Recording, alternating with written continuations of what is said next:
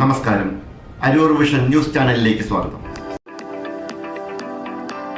അരൂർ പഞ്ചായത്തിന്റെ നേതൃത്വത്തിൽ പ്ലാസ്റ്റിക് വിമുക്ത വേമ്പനാട് കായൽ യജ്ഞത്തിനായുള്ള സംഘാടക സമിതി രൂപീകരണം ഇന്ന് നടന്നു. ഫെബ്രുവരി 7 വെള്ളിയാഴ്ച ഉച്ചകഴിഞ്ഞ് 3 മണിയോടെ അരൂർ പഞ്ചായത്ത് ഹാളിൽ നടന്ന യോഗത്തിൽ പഞ്ചായത്ത് പ്രസിഡന്റ് അഡ്വക്കേറ്റ് രാഖി ആന്റണി അധ്യക്ഷത വഹിച്ചു. ചേർത്തല ഡെപ്യൂട്ടി തഹസിൽദാർ സജിത് കുമാർ പദ്ധതി വിശദീകരിച്ചു. അരൂർ പഞ്ചായത്ത് സെക്രട്ടറി സിന്ധു ഈശ്വർ സ്വാഗതം ആശംസിച്ചു.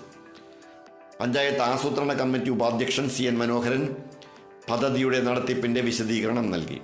മത്സ്യത്തൊഴിലാളികളെയും ശുചീകരണ തൊഴിലാളികളെയും മറ്റു സന്നദ്ധ സംഘടനകളെയും പ്രതിനിധീകരിച്ചെത്തിയ വ്യക്തികളും സംഘടനാ ഭാരവാഹികളും ചർച്ചയിൽ സജീവമായി പങ്കെടുത്തു.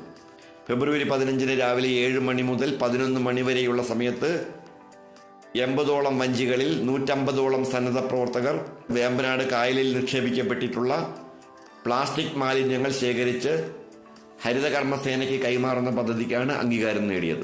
പദ്ധതിയുടെ നടത്തിപ്പിനും വിജയത്തിനുമായി പഞ്ചായത്ത് പ്രസിഡന്റ് ചെയർപേഴ്സണായും പഞ്ചായത്ത് സെക്രട്ടറി കൺവീനറായും ജനകീയ പ്രതിനിധികളായി KK വാസവനും പ്രവീൺ കുമാറും ജോയിന്റ് കൺവീനർമാരുമായി 22 അംഗ ജനകീയ പ്രതിനിധികളും നിലവിലെ പഞ്ചായത്ത് അംഗങ്ങളും അടക്കമുള്ള വിപുലമായ കമ്മിറ്റിയും രൂപീകരിച്ചു.